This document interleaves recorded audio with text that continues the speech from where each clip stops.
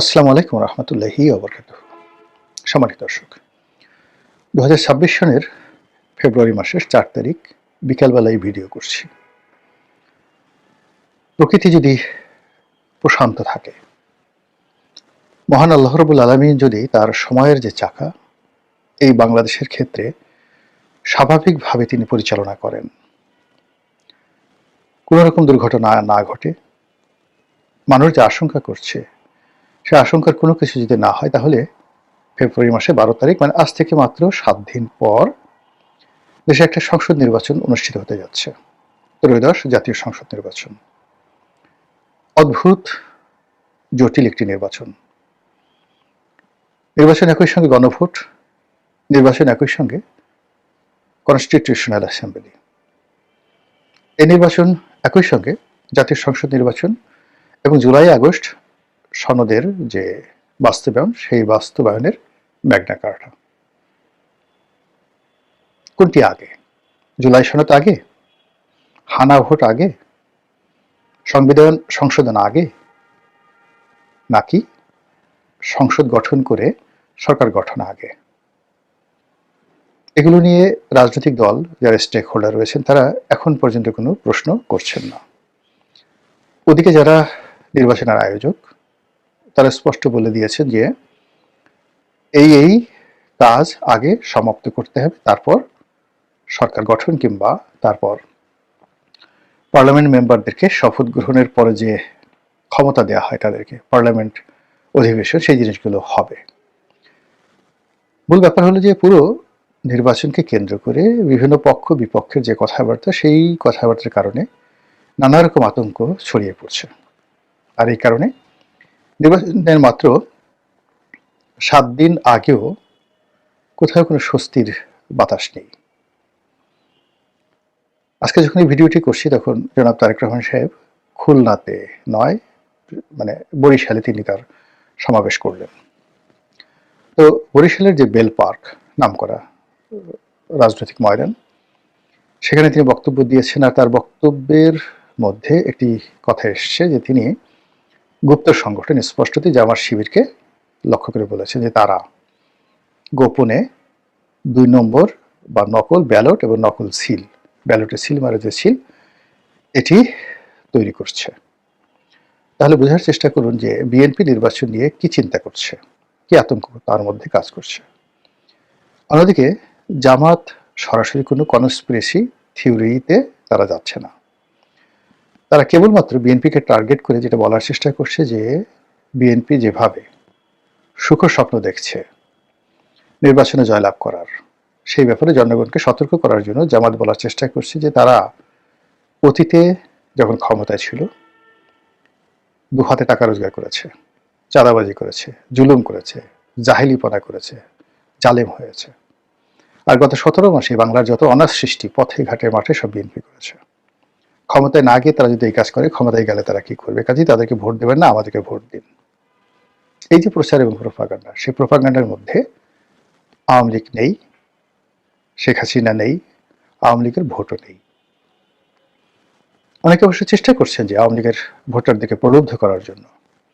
মির্জা ফখরুল থেকে শুরু করে অনেক যারা নেতৃবৃন্দ রয়েছেন, যাদের এলাকাতে নির্বাচনের ময়দানে বেশ প্রতিযোগিতার একটা পরিবেশ তৈরি হয়েছে, সেখানে আওয়ামী লীগের ভোট অপরিহার্য হয়ে পড়েছে।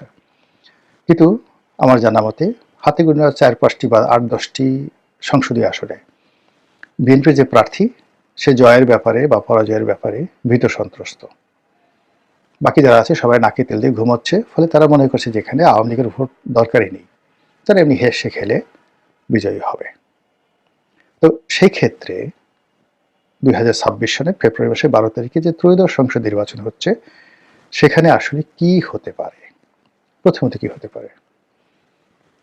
আবার যে বক্তব্য, আমি আবার যে 6 সেন্স দিয়ে যেটা চিন্তা করছি, সেটা আবার আপনাদেরকে একটু স্মরণ করাই দেই, যে কথাগুলো গত 17 মাসে বলেছি।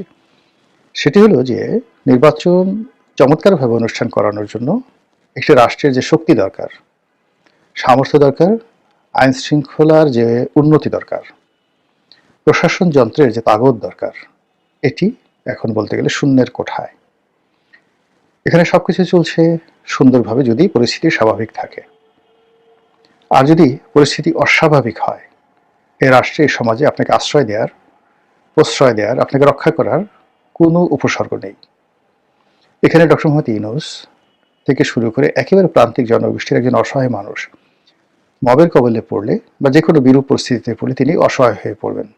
আইজি সাহেব, সেনাপ্রধান থেকে শুরু করে প্রধান বিচারপতি, কেউ নিরাপদ নন এই বাংলায়। এরকম একটা আইনের শাসন। তো এই আইনের শাসনের অবস্থার দিকে বিবেচনা করলে একটি সুষ্ঠু, অবাধ, নিরপেক্ষ নির্বাচন হওয়াটা নিঃসন্দেহে এখানে এতটা অসম্ভব একটা বিষয়, যেটি একটা সুয়ের পেছন দিয়ে যদি উট ঢুকানো হয় সেরকম। এই কথাটা গত 17 মাস ধরে বলে আসছি। দ্বিতীয়ত যেটা আছে যে যদি এই নির্বাচন হয়, এত কিছুর পরে নির্বাচন হয়, একটি দুর্বল ঝুলন্ত পার্লামেন্ট, দুর্বল সরকার, সেই সরকারের উপরে অসংখ্য চাপ, অর্থনৈতিক, সামাজিক, রাজনৈতিক চাপ, এবং সেই চাপ মোকাবেলা করে সেই সরকার 6 মাস সুস্থভাবে সরকার পরিচালনা করবে, এটা কোনো রাজনীতিতে অলৌকিকত্ব ঘটার সম্ভাবনা নেই। মানে এখন নির্বাচন হওয়াটার ক্ষেত্রে যদি বিন্দু পরিমাণ সম্ভাবনা থাকে, নির্বাচনের পরে যে সরকার আসবে তাদের পক্ষে এই বাংলায় একটি সরকার পরিচালনা করা সেই বিন্দু পরিমাণ সম্ভাবনাও থাকে না। এটি হলো বাস্তবতা। কিন্তু তারপরে হচ্ছে। কেন হচ্ছে? এর কারণ হলো, আপনাকে যদি চট্টগ্রামে যেতে হয়, আপনাকে হাইওয়ে দিয়ে যদি যেতে হয়, তাহলে আপনাকে কুমিল্লা পার হতে হবে, দাউদকান্দি, কুমিল্লা, ফেনী হাইওয়ে দিয়ে এই জায়গাগুলো, স্টেশনগুলো পার হতে হবে। নৌপথে যেতে হলে আপনাকে অনেকগুলো স্টেশন পার হতে হবে। আমাদের যে সময়, এটা তো থেমে থাকে না। গত 15 বছরে নয়, স্বাধীনতার পরে আমরা যে ভুলগুলো করেছি, প্রত্যেকটা ভুলের দায় আমাদের এই জনগণকে পোহাতে হয়েছে। এবং যারা অন্যায় করেছেন, সিঙ্গেল একজন লোক আপনি খুঁজে পাবেন না যে পৃথিবীতে রাজনীতির অঙ্গনে অন্যায় করেছেন, সেটা 1954 থেকে আজ অবধি, আর সেটার দায় পরিশোধ করেননি, দুর্ভোগ দুর্দশা পোহাননি, এরকম কোনো সিঙ্গেল লোক নেই। কাজেই অতীতে যারা অন্যায় করেছেন, সেটা 71-এ জামাত, বিভিন্ন সময় রাষ্ট্র ক্ষমতা থেকে বিএনপি, সে দায় মোচন না করা পর্যন্ত কখনোই তাদের কপালে ভালো কিছু জুটবে না। এটা হলো প্রকৃতির নিয়ম। দ্বিতীয় নিয়ম হলো, একবার যদি রাজনীতিতে কেউ ব্যাকফুটেজে চলে যায়, সামনে আসার সম্ভাবনা নেই বললেই চলে।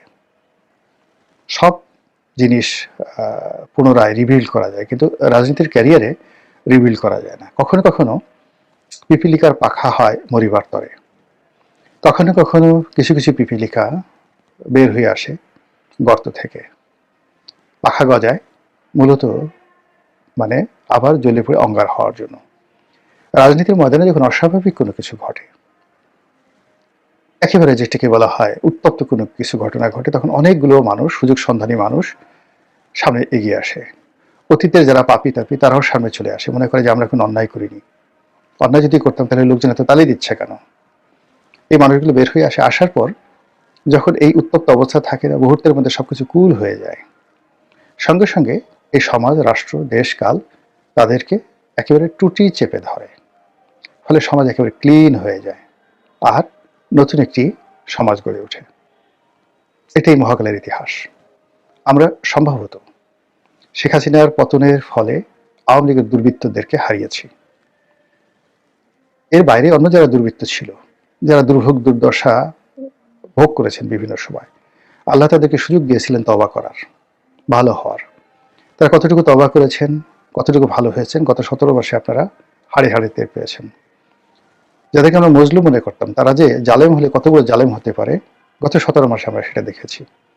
কাজেই এক্ষেত্রে প্রকৃতির যে নিয়ম, সে নিয়ম হলো সময়ের বিবর্তনে এই যে নতুন যারা জালেম হিসাবে দেখা দিয়েছে, নতুন যারা অত্যাচারী হিসাবে অভিষিক্ত হয়েছে, তাদেরকে আরেকটি প্রাকৃতিক শিক্ষা দেওয়ার জন্য প্রকৃতি প্রস্তুত হয়ে আছে।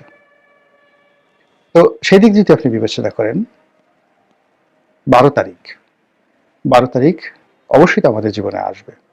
কিভাবে আসবে একমাত্র আল্লাহ রাব্বুল আলামিন জানে। কিন্তু যদি নির্বাচনের যে স্বাভাবিক গতি, এই গতি অনুযায়ী চলে, তাহলে আমাদের দেশে যেটি হয়, হঠাৎ করে একটা ঘটনা ঘটে। যেমন আমাদের দেশে আবু সাইদের হত্যাকাণ্ড, মুগ্ধর হত্যাকাণ্ড, হাদি হত্যাকাণ্ড পুরো জাতিকে নাড়িয়ে দিয়েছিল 24 ঘন্টা থেকে 48 ঘন্টার মধ্যে। এরকম অদ্ভুত, অস্বাভাবিক, নির্মম, নিষ্ঠুর কোনো ঘটনা যদি পুরো জাতিকে নাড়িয়ে না দেয়, তাহলে 12 তারিখের পথে যেতে আমাদের কোনো পথে বাধা আসবে না।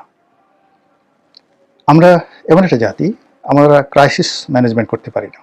ফলে কোনো সমস্যা আসার সঙ্গে সঙ্গে আমরা সেটার সঙ্গে আত্মসমর্পণ করি, কমপ্লাই করি। যারা অতীতের শাসক তারা সবাই ক্ষমতা ছাড়ার পূর্ব মুহূর্তে বড় বড় কথা বলেছেন।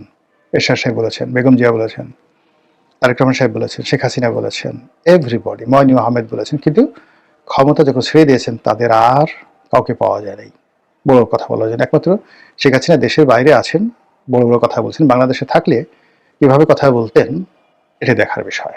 এনিওয়ে, এখন যেটা হচ্ছে যে যদি সবকিছু স্বাভাবিকভাবে থাকে তাহলে 12 তারিখ একটি নির্বাচন হবে। সেই নির্বাচন উৎসববিহীন। এর কারণ হলো 12 তারিখ পর্যন্ত যদি শান্তিপূর্ণভাবে যাওয়া যায়, 12 তারিখে কোনো অশান্তি হওয়ার সম্ভাবনা থাকবে না।